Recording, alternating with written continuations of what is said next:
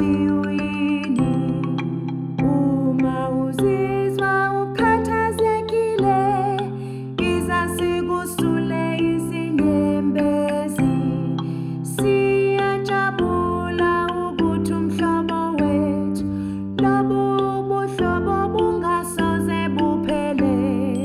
Khanya khanya nganyezi, ngiyazibuza ukuthi